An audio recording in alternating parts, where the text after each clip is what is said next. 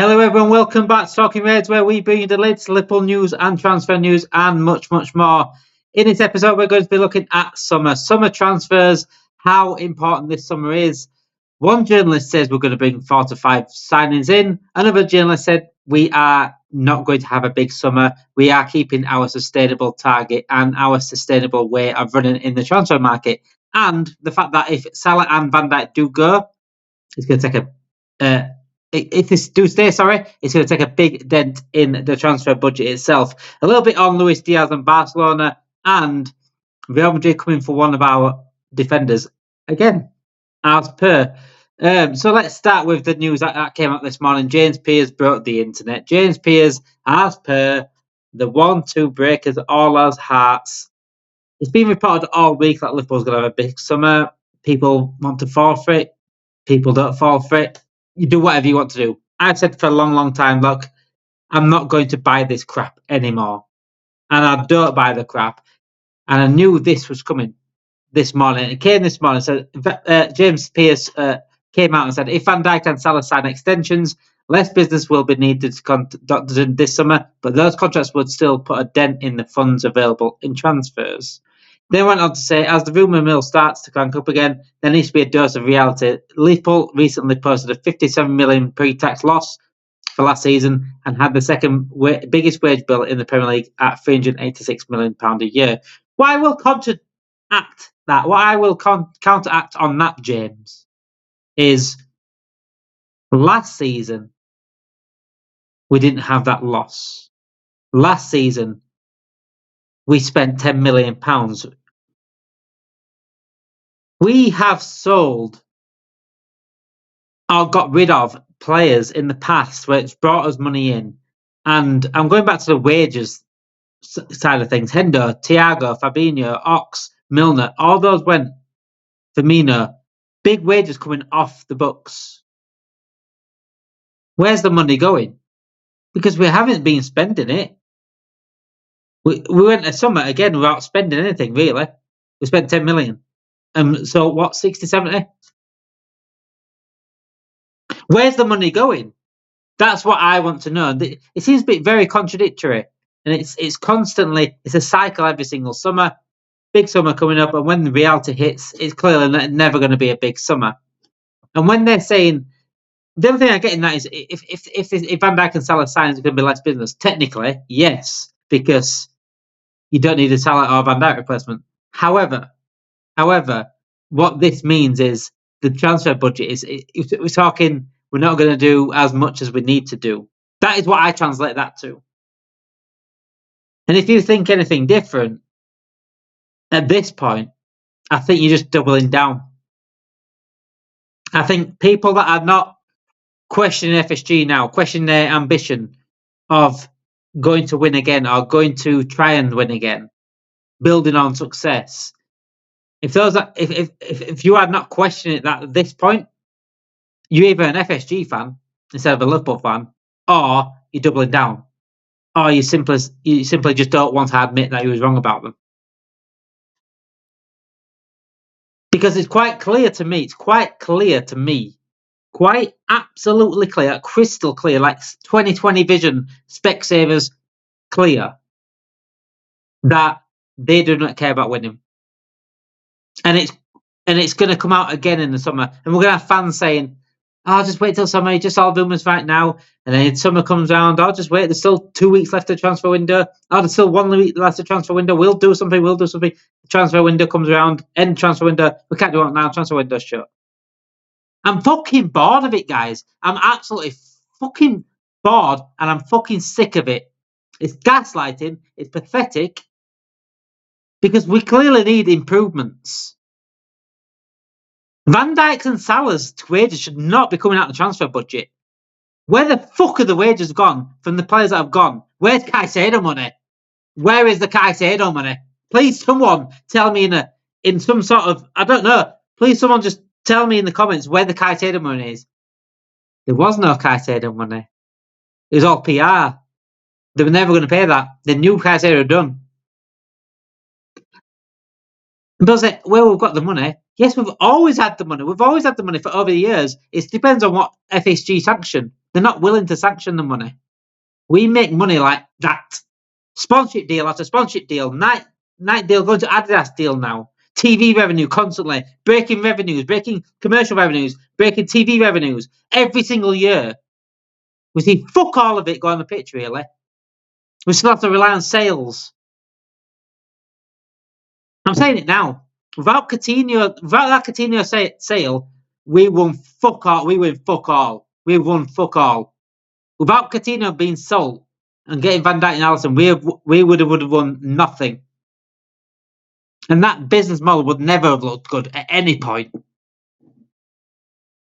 The difference is right now we don't have a Coutinho to sell all the time. But why should we have to rely on Coutinho sale all the time when we fucking make the money that we do as a club? They're hiring ticket prices constantly. They're rinsing the fans. They just want customers, not fans, to buy the tickets. They don't give a shit who buys the tickets. So why are we fucking standing here and sitting here accepting this shit?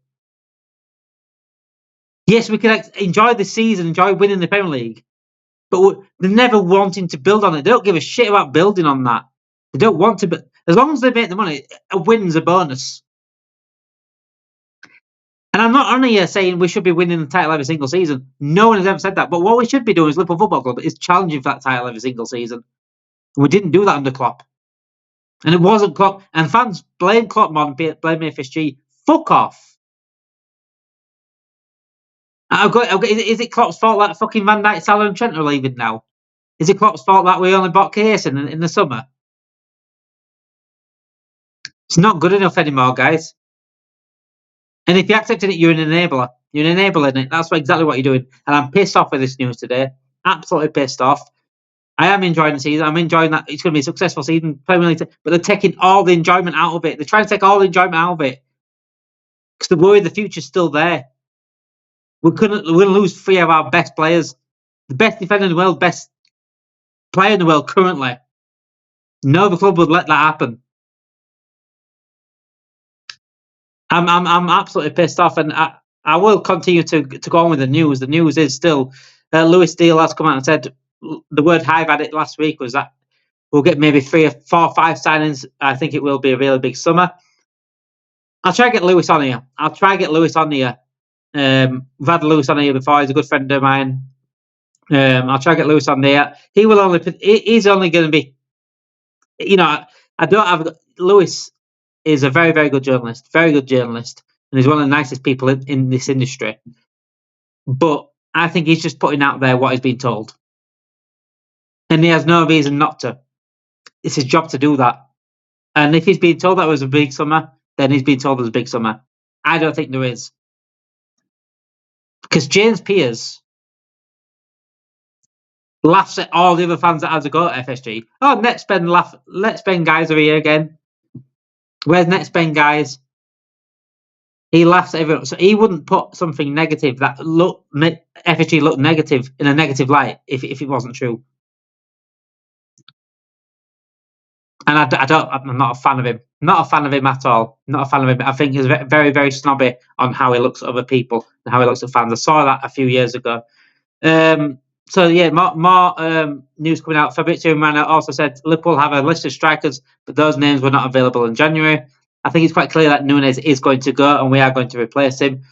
So yeah, that is definitely something to keep an eye on. Fabrizio Romano also went on to say that clubs are monitoring Dean Huijsen for Bournemouth, and Liverpool are among those clubs. I think that'd be a very, very good signing if we were to go get him. I just hope, and I feel bad for Huijsen if it's a Van Dijk replacement. Instead of playing behind Van Dijk and learning off of him, that should be the ideal scenario. But I can see Van Dijk going. I really can. And we've got to go out there and make sure we get the best available. It's as simple as that. And I don't think we will.